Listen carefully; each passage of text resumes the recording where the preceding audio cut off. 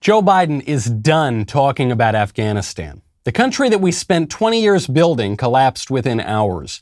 13 U.S. servicemen were just killed in a deadly terror attack by a new offshoot of ISIS. And according to reports, the Biden administration willingly handed over Kabul to the Taliban before we got our troops out, despite offers from our old allies, turned enemies, turned to allies again, the Taliban, to let us run the capital city through the end of the month.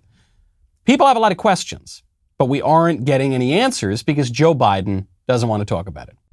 So thank you very much, and thank you, Commissioner. I really think it all works. I'm not supposed to take any questions, but go ahead. Mr. President, on Afghanistan... I'm not going to answer Afghanistan now. Can you say if there's still an acute Okay. risk? He's not going to answer it. He's not going to answer it. So disrespectful. And if you think that was disrespectful, just wait until you see what he did at the dignified transfer of our fallen troops. Just wait until you see what his administration did before the fall of Kabul. Our troops can't count on their military leaders. Our military can't count on its political leaders. Day by day, it's getting harder to tell our allies from our enemies. I'm Michael Knowles. It's The Michael Knowles Show.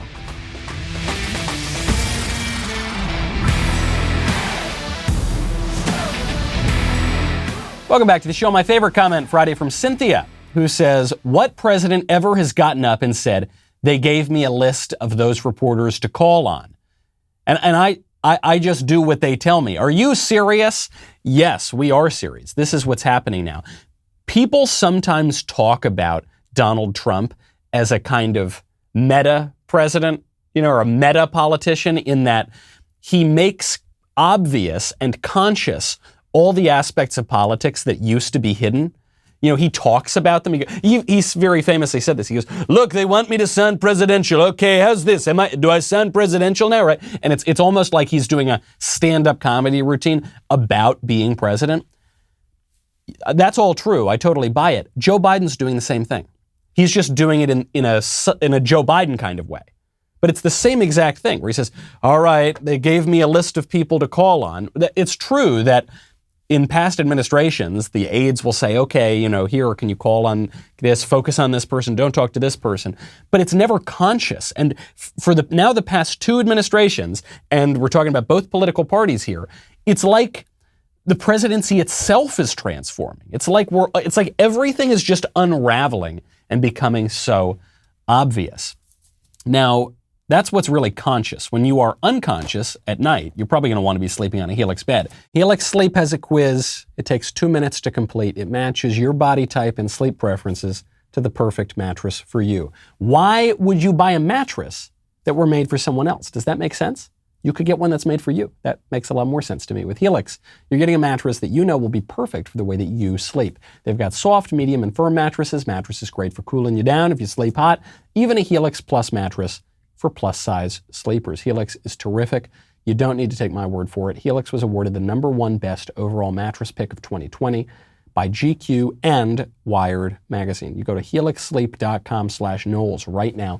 Take their 2-minute sleep quiz. They will match you to a customized mattress that will give you the best sleep of your life. It ships for free. It's got a 10-year warranty. You get to try it out for 100 nights risk-free, and then they'll pick it up if you want them to, but trust me, you're not going to need that. Helix is offering up to $200 off right now, all mattress orders, and 2 free pillows for our listeners at helixsleep.com/Knowles. That is helixsleep.com/Knowles for up to $200 off and 2 free pillows. The flagrant disrespect from Joe Biden throughout this entire ordeal it's getting worse by the day. I thought that his cavalier attitude with regard to Afghanistan, with regard to the terror attack, with regard to the fallen troops, certainly with regard to talking to the press, I thought that was bad. Then they're at the dignified transfer. These are the servicemen who were killed in Kabul. They are brought back in coffins, flags draped over their coffins. And you've got the president and other members of the staff and lots of family members with their hand over their heart. And Joe Biden checks his watch. So you've got, he's standing there next to his wife, Dr. Jill, Lieutenant Colonel Vindman, you got to use his phrase, his proper title, and Dr. Jill, and then other members of the staff. And there is Joe with members of the family watching. He checks his watch. And you can tell that he wasn't doing anything else because he does it in a way that's really obvious, but he thinks he's being surreptitious in a way that people who are a little bit older often do that. What's he got? Does he have a tea time? Is he late for lunch? He's got his eyes closed during much of this. Something tells me it's not because he's praying. I strongly think it's because just as he does during press conferences, just as he does during meetings with foreign officials, he falls asleep. He just fell asleep during the meeting with the new Israeli prime minister. Literally in the Oval Office, his eyes start to shut, and the Israeli prime minister is going on and on about the great relationship with Israel, and there is Joe Biden literally asleep in the chair. Hours before that terror attack last week on Kabul, the Army's top sergeant major sent out an important tweet, an important message for the military's priorities. This is Sergeant Major of the Army Michael Grinston, who wrote, quote, it's a photo of lots of women, but some are black and some are Hispanic and some are white. And he says, diversity is a number. Do you have people that don't look or think like you in the room? Inclusion is listening and valuing those people. Hashtag Women's Equality Day reminds us we're smarter and more lethal when we come together as an inclusive, cohesive team. Our values demand it. Our servicemen deserve better leaders than these clowns. Our citizens, our civilians deserve better than these clowns. All of these people should be fired and probably banished to St. Helena. This is what our military is focused on. One, getting more women into the military, more women into combat. Yeah, it's inclusive and more equitable when we send our women to be killed and blown up in the Middle East. That makes us a better country, doesn't it? Doesn't it? I don't think so. I think it makes us a worse country. I think it makes us a much worse country. I think it makes us a sick country.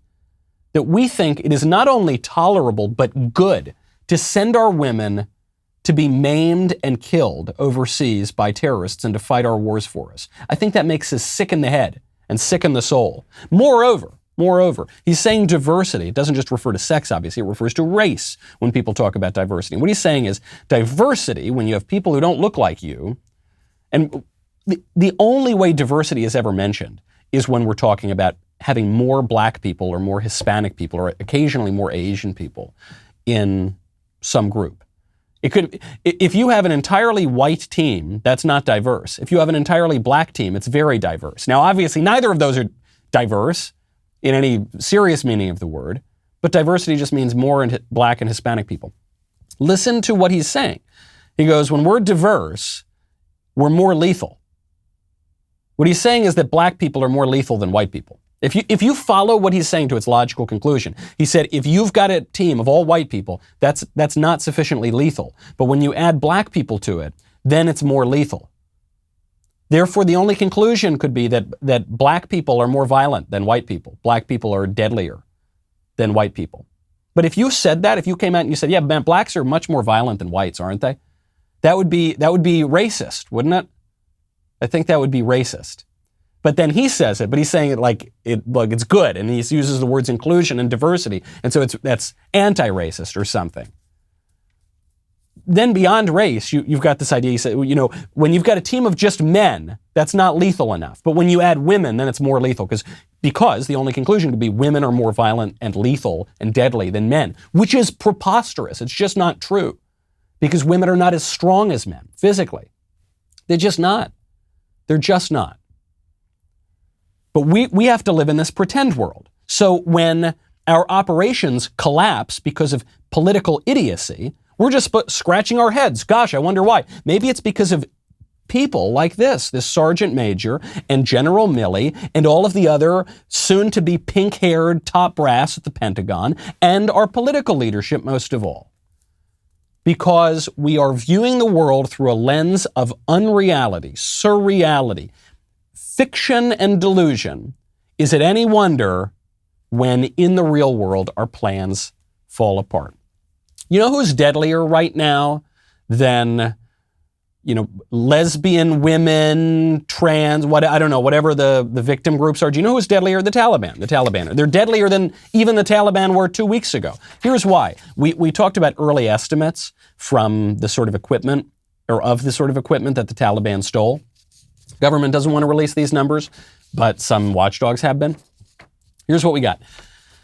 22,174 Humvees.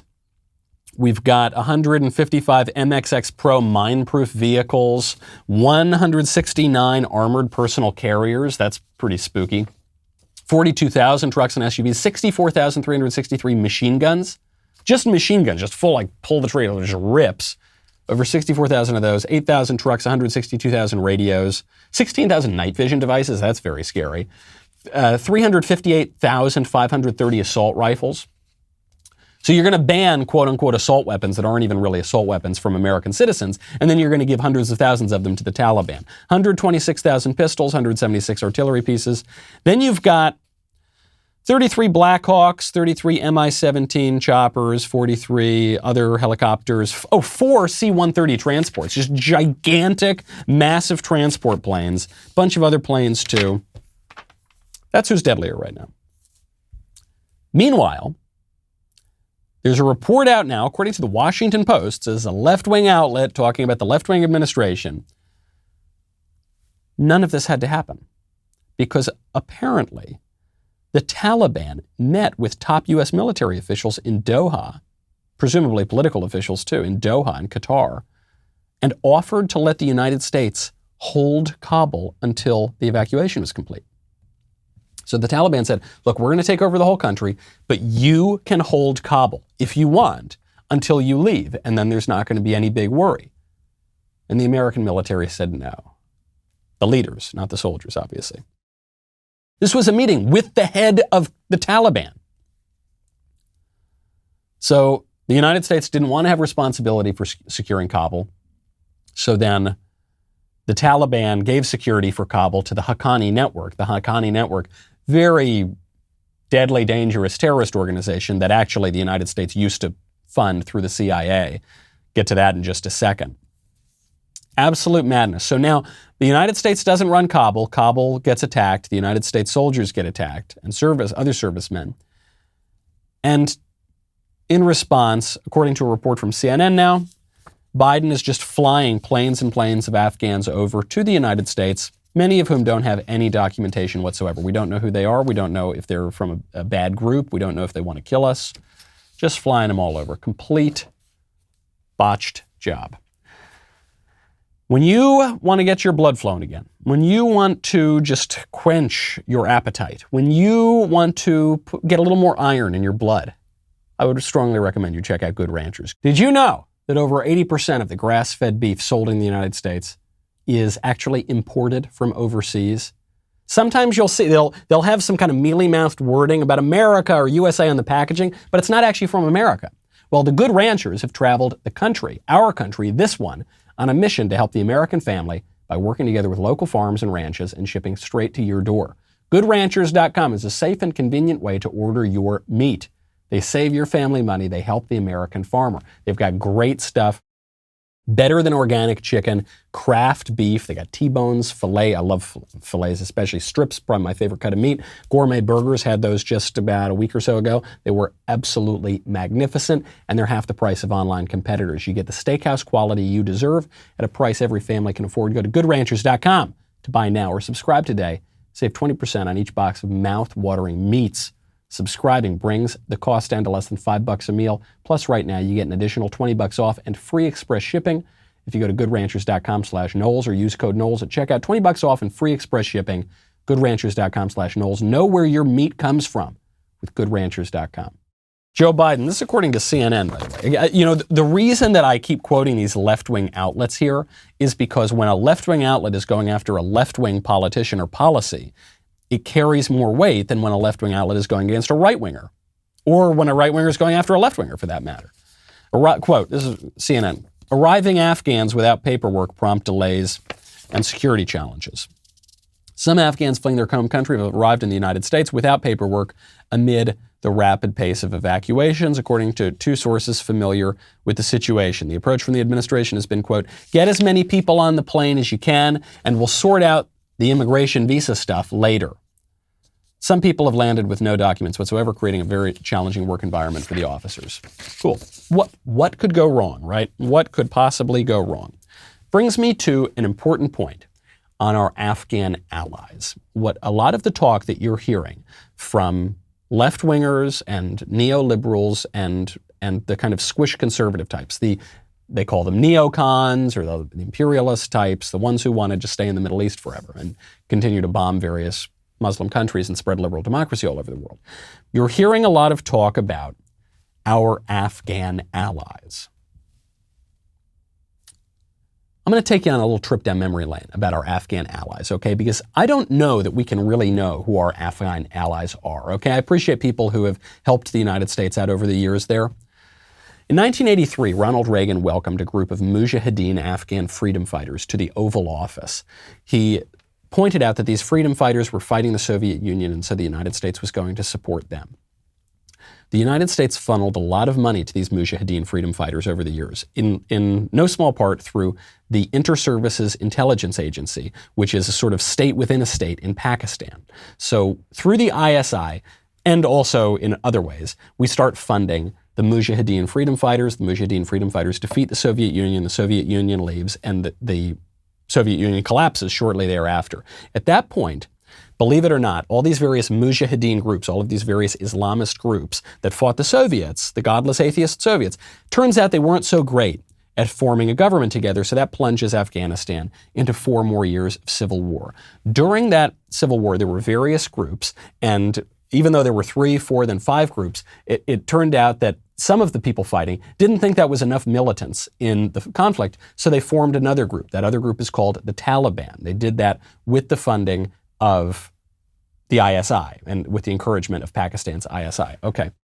The Taliban quickly, not all, but virtually all of the Taliban's original leadership, by the way, were people that the United States had funded in the original fight against the Soviets. Okay. Taliban takes over Afghanistan, starts to rise during the early 1990s, and then 1996 declares the Islamic Emirate of Afghanistan. Okay, they rule for about 5 years. They, with the support of our allies in the ISI, harbor Osama bin Laden, and Al-Qaeda. Osama bin Laden and Al-Qaeda attack the United States on September 11th. The United States goes in and deposes the Taliban. The Taliban then goes out and retreats. We stay there for about 20 years. Now, the Taliban is coming back into control, so that they were our allies, then our enemy. They were sort of our allies, then our enemy, then our allies again. Now, we get attacked by ISIS. ISIS is a rival Islamic terror group. They just attacked us in Kabul. They're fighting against the Taliban. Now, they attacked us because the security in Kabul wasn't good enough. The security in Kabul had been given to the Haqqani Network, as I just mentioned. The Haqqani Network was one of the largest recipients of CIA funding during the Cold War. So then the Haqqani Network turned against us. The ISI and the CIA were funding the Haqqani Network until the ISI started paying the Haqqani Network to attack the CIA. Are you still following me? Because I'm not. I can't follow me anymore because it's so damn confusing. You've got the Afghan National Army, which the United States had been funding for 20 years. That's the one that just collapsed when the Taliban walked in. But even the Afghan National Army, first of all, was largely comprised fake soldiers, ghost soldiers, who just existed on paper so that people could get paid, but they weren't real people in real life. There was a report from the Special Inspector General for Afghanistan Reconstruction. It showed that 50 to 75% of Afghan National Army soldiers were high on drugs a lot of the time. When they weren't high on drugs, they were often stealing things, and in some cases, especially in 2012, they were killing our own soldiers and their fellow Afghan National Army soldiers. There was also, we talk about how awful it is that there are new sexual crimes being perpetrated by the Taliban as they take over Kabul. Well, it turns out the Afghan National Army, the good guys, our allies, were perpetrating huge amounts of sexual violence through a practice called baka-bazi. This was ritual called boy play. It was ritual pederastic abuse of young boys. There were well over 5,000 reported incidents of this just to the oversight authorities, and almost certainly the problem was much more widespread than that. So please, when you're telling me about what we should do in Afghanistan, please spare me the sanctimony over our allies. Because we have no idea who our allies are, because there are no allies in Afghanistan, which is not a country. It's not a nation.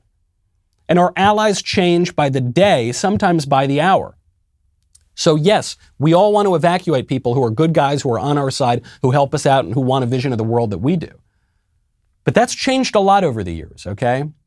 And I think this is what people's exasperation with our foreign policy in Afghanistan is that we have no idea what we want, because it became initially it was this attack to go kill the terrorists who took down the towers. Then it became this crusade for nation building and spreading liberal democracy and abolishing tyranny from the world. Those are George W. Bush's words. And then it became what? About sending girls to school or something? And that's why we're going to keep our guys in harm's way? What is it? What is it? A sensible foreign policy asks basic questions. What do we want to have happen there now? What do we stand to gain from it? How much are we willing to lose?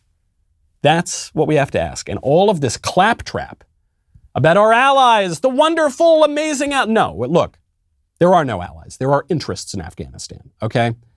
And the longer it takes us to learn that lesson, the worse off we're going to be. Speaking of allies that we can't rely on, Mitt Romney goes on CNN, naturally. He's talking to Jake Tapper, and he says, this is not really just Biden's fault. This is Trump's fault, too. Leaving Americans behind and leaving our Afghan friends behind who've worked with us would put upon us and will put upon us a moral stain. And this is the result of very ineffective decisions, terrible decisions made by the prior administration and by the current administration. This did not have to happen. It was preventable. And let me note, that's very different than the military. Our military came in at the very last moment and has performed admirably, as far as I can tell, to move people out as quickly as possible. But we didn't have to be in this rush circumstance with terrorists breathing down our neck. But it's really the responsibility of the prior administration and this administration that has caused this crisis to be upon us and has led to what is, without question, a humanitarian and foreign policy tragedy. Notice what's missing from Mitt Romney's attack on Donald Trump here. Any specific allegation, any evidence.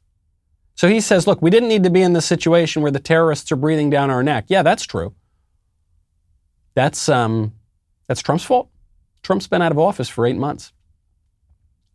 Trump said we'd get out by May. This administration bungled that and didn't get out until late August. So now we have the terrorists breathing down our neck. How's that Trump's fault? Well, we didn't need to be in a rush. 20 years is a rush? That's a rush to you, Mitt Romney? But what Romney has to do is say, no, it's everyone's to blame. It's no one's fault in particular. And when people say no one is to blame, nothing is to blame, it's everybody, it's all everybody together, what he's trying to do is not change anything. What he's trying to say is, look, no, it's everybody's fault. Don't hold anyone accountable. Don't come to any conclusions. We just should have stayed. We just should have stayed another 20 years or another 60 years or another 80 years because Mitt Romney, a court jester conservative, a clown whose entire job is to legitimize the liberal regime, he is there to just try to keep this whole thing going. But I think, getting back to that comment at the top of the show, the liberal establishment is cracking under the weight of its own incoherence and illogic. We're seeing it happen. We're seeing this sort of fake performative meta presidency in Joe Biden. The presidency that always talks about the presidency. Okay, reveals all the secrets of the presidency. I'm going to call on the people. They told me I had to call on the people. I'm the president. Or Donald Trump. But yeah, I got to sound really presidential, don't I? We're seeing it collapse. We're seeing the incoherence of our Afghanistan policy in particular collapse in real time. And speaking of dishonest politicians, on CNN specifically, Dr. Fauci goes on CNN, on the same show. He goes on Jake Tapper's show. And he complains about people attacking him. This guy, talk about dragging out political operations. We've dragged out Afghanistan for 20 years. We've dragged out the 15 days to slow the spread for well over a year and a half now. And Dr. Fauci says, please, please stop attacking me. Right now, you can subscribe and start listening to Morning Wire on Apple, Spotify, wherever you listen to your podcasts. Leave a 5-star review if you like what you hear. When you sign up for the Daily Wire Reader's Pass, you get the news that no other media outlet covers. If you sign up right now, you'll get a free 4-week trial. You'll unlock exclusive access to editorial content that just does not exist anywhere else. After the trial's up, the price is just $4 a month. So sign up for your Reader's Pass at dailywire.com/subscribe right now. Hurry, because the 4-week free trial ends tomorrow, August 31st. We'll be right back with a lot more.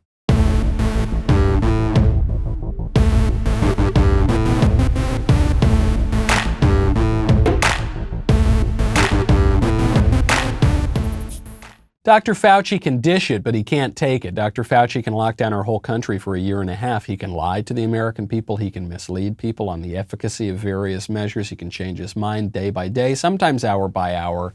But the minute you criticize him, all of a sudden he wilts. He says, I'm not a politician. I'm a scientist. Why are you attacking me? Whoever is attacking me, just a reflection of the politicization of what should be a purely public health issue. And it's really unfortunate. You know, they're attacking personally me because I'm a visible person, but I'm merely articulating the proper public health practices that are recommended strongly by an organization, and that organization is the CDC. So they like to pick out a certain person because they could make that person, you know, the personification of political divides, which is so unfortunate, Jake. We should put all of that aside. We have an extraordinary problem that's killing people in the United States, killing us, putting us in the hospital. So that kind of politicization that you just mentioned, there's no place for that when you're dealing with a public health crisis. There's no place for politicization. He doesn't pronounce it correctly, but that's fine. That just shows you how little he understands about politics and its relation to public policy. He says there's no place for politicization in public health. Political means public. Public means political. Public health policy is by definition political. Dr. Fauci, a public health expert, policymaker, is by definition a politician. He gets his paycheck from the government. He does things that pertain to the public with the support of the government, and he's outlasted six presidents. He's on his sixth president right now. But he doesn't even, I want to give him the benefit of the doubt. I don't want to ascribe to malice that which is explained by ignorance and stupidity. Fauci doesn't even understand what public health is. We have a problem, Jake. We have a problem of people dying here because of things that are happening in the public. Right. Here, people are dying because of the lockdowns. People are dying because of deaths of despair. People are dying because they can't get their urgent medical treatment that is not related to COVID. They certainly were at the beginning of the lockdowns. And that's on you, Fauci, and that's on you. I am merely a voice for the proper public health measures. According to whom? Because according to me, look, I'm a citizen of the United States. I'm a member of we the people who are supposedly able to govern ourselves.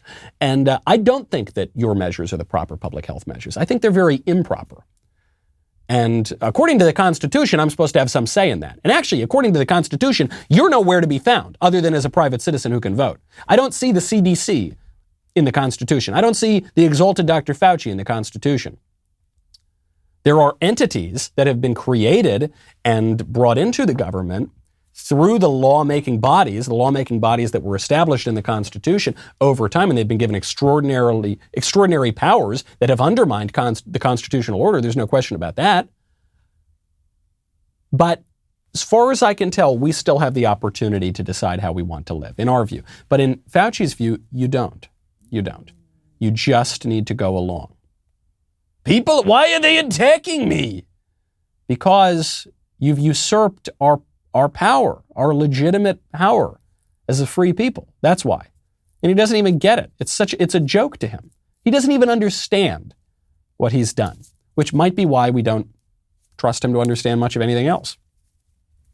Speaking of the politics of the coronavirus, you know I hate to say I told you so. You know it pains me. I hate it. It's hard, but I told you so. Howard Dean, former presidential candidate before he yee-hawed himself back out of the 2004 presidential race. Howard Dean, former chairman of the Democratic National Committee. Howard Dean, now former governor of Vermont, now just some guy who talks on MSNBC. Howard Dean busted out a line that I told you months and months ago they were going to do. He busted it out a little earlier than I expected. He says, you know, that Donald Trump, he was bad. But he was nowhere as bad as Ron DeSantis. Well, I'm actually just shocked by DeSantis. I never thought I'd say this, but I think he may be more of a lunatic than Trump ever was. I mean, Trump has finally come around to understanding that the best thing he can do for his own supporters is get them to be vaccinated. DeSantis is just completely out of touch with reality. Oh, DeSantis. Oh, he's like super mega duper Trump. Oh yeah. Do you remember how for the past 5 years, or probably 6 years now, we've told you that Donald Trump is the singular threat? He is Hitler. He's unlike any other Republican ever. How George Bush, who we used to tell you was Hitler, George Bush is great now, and he's good, and he's a reasonable Republican, and I've got a strange new respect for him. And all the other Republicans, well, sure, I disagree with them, but they're fine. But Donald Trump, he's the worst. He's a unique threat. He's Hitler. You can't vote for him. So they told you that for 5 years. And at the time, I said, they don't mean this.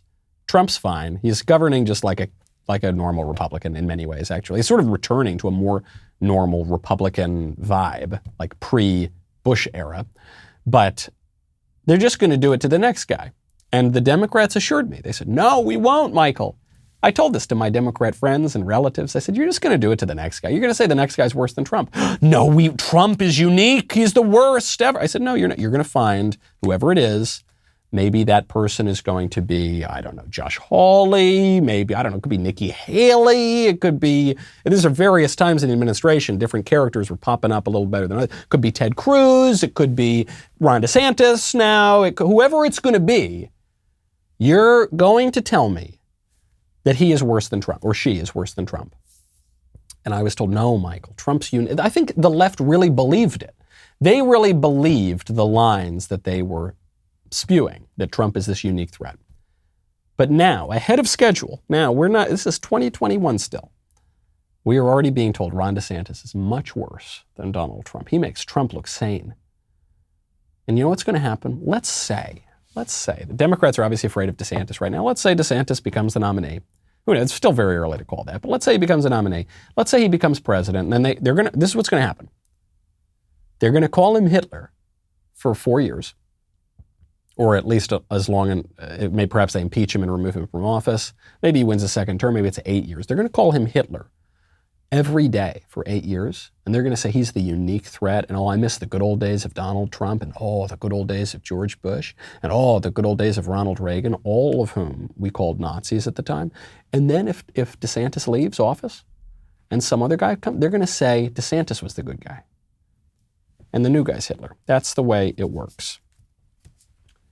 Do you get it yet? Do you see it? I mean, this was my big problem with Never Trump, or then what became in the 2020 election, the re-election, they became Republicans for Biden, Republicans for principles, defending democracy and principles, and the evangelicals for Biden, evangelicals for 1 million abortions a year, evangelicals for a debacle in Afghanistan, the dignified adults. At the time, I said, I don't know what your principles are. You don't seem to have very much dignity, and you don't realize it's just an op. This is just propaganda. It's just BS. Trump actually is a very good president, but even if he weren't, he certainly is not the unique threat of Hitler. And they didn't get it. Do you get it? Do you get it now? I think you probably do. Some people are holding strong. Some people who are more independent-minded, who are on the left or on the right. I'm thinking of Joe Rogan, who at times he seems like a left-winger, at times he seems like a right-winger. He was a Bernie guy, but then he was a Trump guy. He's not a Biden guy. He's not an establishment guy. Joe Rogan's still holding pretty strong. We're now being told by the Faucis of the world, and all of them, that if you in any way resist efforts to mandate the masks or mandate the vaccine, you're a murderer, you're a threat to public health, you're politicizing everything. Well, Rogan's not hearing it. Rogan is holding a show at Madison Square Garden. He's sold a zillion tickets already. And now in New York, they're mandating the vaccine, just like they are in parts of Europe. And so Rogan faces this problem. Is he going to force his fans, many of whom have bought tickets already, to get the vaccine? Or is he going to fight back? Here's Rogan's take. If someone has an ideological or a physiological reason for not getting vaccinated, I don't want to force them to get vaccinated to see a stupid comedy show. And I've already sold 13,000 tickets. And now they say that everybody has to be vaccinated. And, I want everybody to know that, you can get your money back. I'm not an anti-vax person. Right. In fact, I said I believe they're safe, and I encourage many people to take them. My parents were vaccinated. I just said I don't think that if you're a young, healthy person that you need it. Their argument was you need it for other people. So you don't transmit the virus. That makes more sense. So but that's a different argument. Yeah, and by the way, what Joe is leaving unsaid here, at least in this little clip, is, okay, so now their argument is you don't need it for yourself because if you're vaccinated, you're totally fine, and you're not going to face serious consequences of the virus. And if you're unvaccinated, you're taking that risk. But if you're unvaccinated, you're risking infecting others. Except that we are now told by the studies, by the science, that the vaccinated and the unvaccinated are carrying similar viral loads, that they might not be as likely to face hospitalization or death, but they are as likely to carry and transmit the virus. So then do you see the problem here for the people saying you need to get vaxxed for others? Whether you're vaxxed or unvaxxed, you may very well carry the virus and transmit it to others. The thing that's going to determine whether you go to whether anyone goes to the hospital or dies, according to the science, according to the experts, according to the politicians, is whether or not you have the vaccine. So it falls right back to this question of personal choice, personal prudential judgment. What risk am I going to take? As Joe Rogan correctly says, if you are a young person, you are at a very, very low risk of facing serious complications of the virus. If you're a morbidly obese 85-year-old, maybe you're at a higher risk, okay? Maybe you're going to have a different calculation. But if you're a young person, the arguments that the people who are mandating vaccines are making don't make any sense. They don't make any sense at all. And so Rogan, hats off to him. He's saying, if I don't feel comfortable mandating that my audience gets the vaccine, so you can have your money back. Now, Eric Clapton is going even further than that. Clapton's saying he will not play at venues because Eric Clapton had the vaccine, so he was open to it. It's not like he's totally anti-vax. He was open to it. He had a very negative reaction. We know the CDC and the FDA have told us that you can have negative reactions to these vaccines. There have been multiple reported incidents of them. And Clapton said, yeah, it really paralyzed my hands. I couldn't play for a while. So I'm not playing to houses that are mandating the vax.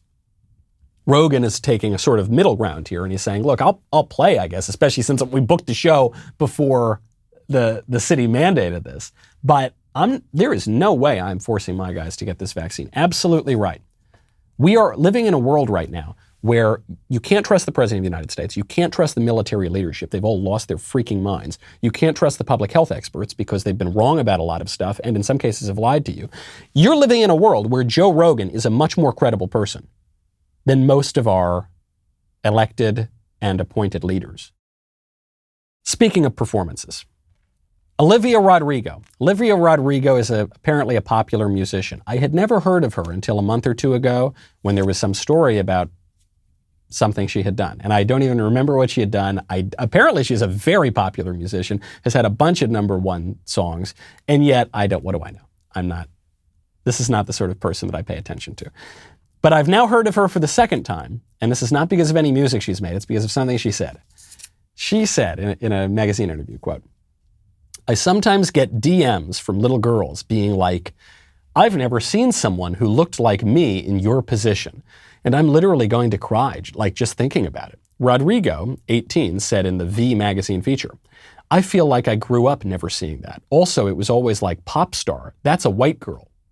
So first of all, this girl looks pretty white. I guess she's Hispanic with a name like Rodrigo, but she looks pretty white to begin with. And she's using this line that you constantly hear from the race hustlers and the victim people. And it says that, growing up, I never saw, she's Filipino. Apparently, the producer's telling me she's Filipino. Okay, whatever. She looks, I wouldn't know. She's ethnically ambiguous. Let's put it that way. But apparently, this is the defining feature of her personality, of who she is. And she comes out and says, I never saw people who looked like me. And the little girls today never see anyone who looked like them. Now, some people are responding and saying, hold on, lady. Ella Fitzgerald, Aretha Franklin. Hold on. I'm pretty sure we've seen some black popular musicians or Hispanic popular musicians before. Or at least in, I guess, to go to her example, non-white popular musicians. But I want to be really fair, okay, because she said pop star. She said pop stars were always white. So yeah, sure, maybe soul singers, R&B, hip hop, jazz, maybe they're black, but we've never seen non-white girl pop stars, right?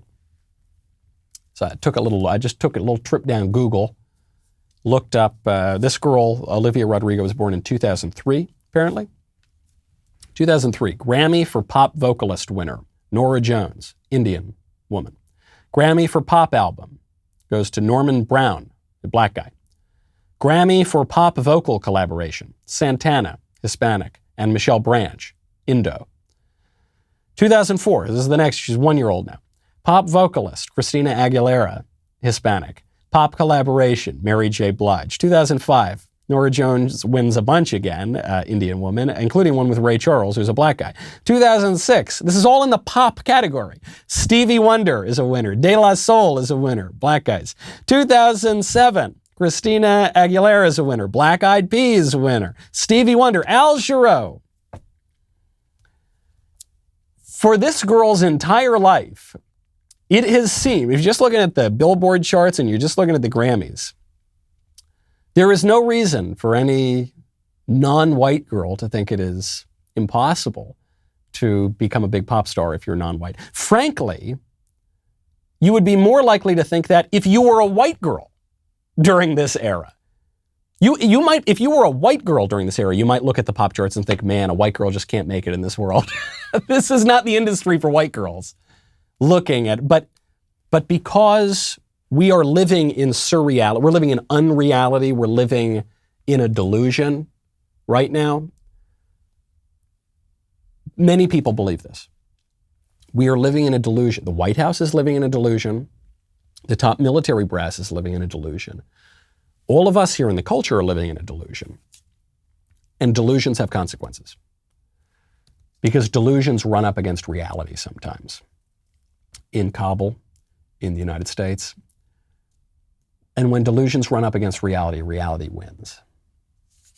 And it's funny. I mean, we can make fun of Rodrigo or we can make fun of Mark Milley, you know, the pink-haired woke chairman of the Joint Chiefs. We can make fun of that sergeant, Sergeant Major. We can make fun of Biden.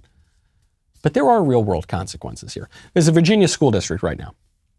We're getting ready for the 20th anniversary of the September 11th terror attacks. A Virginia school district is telling a teacher, telling not just one teacher, but all of their teachers, to avoid talking about Muslim terror. Virginia's Department of Education, the whole statewide Department of Education, hosted a speaker who instructed teachers to exclude the role that Muslim extremism played in 9/11. This woman, Amara DeQueer, who did a PowerPoint called Education Leadership. Oh, I'm sorry, this woman is an education leadership scholar. She offered a PowerPoint to these teachers.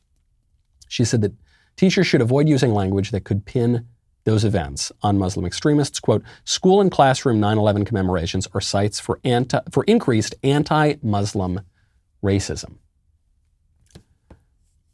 Do you see the problem even with just that statement? Muslim is not a race. Islam, it's not a race, it's a religion. And it is the religion in whose name the terrorists took down the Twin Towers.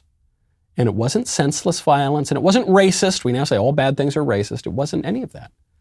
It was religious. They had ideas, and they followed those ideas to their logical conclusion. They had erroneous ideas. They had delusions, and they followed those delusions into reality, and it had really negative consequences. Before we go, speaking of crazy teachers, I can't go a full day without a Libs of TikTok video featuring a teacher who just came out as non-binary. I'm about to come out to all my students. So I have a quick announcement for everybody. Can everybody look up from their phones? My class is important, please. Hello, I'm waiting. You guys look at me. So I usually go by Mr. Johnson, but I would like to be called Zoa now. My name is Zoa, and I'm non-binary. So you can call me Mr. Zoa, you can call me Miss Zoa, you can call me Mix Zoa. That's MX period. And I go by all pronouns. That's it. Thank you.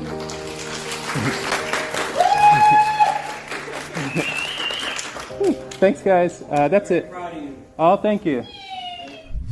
The thing is, though, he's not non-binary. He's a man. He's a crazy man who should not be teaching children. He's living in a delusion. He's encouraging a whole generation of kids to live in a delusion. His own classroom, but this is happening at the national level too. And that delusion, we all cheer it on now. Wow, I'm so proud of you. You're exploring your fantasies, your delusions. Those delusions are going to have consequences, and they ain't going to be good. I'm Michael Knowles. This is The Michael Knowles Show. See you tomorrow.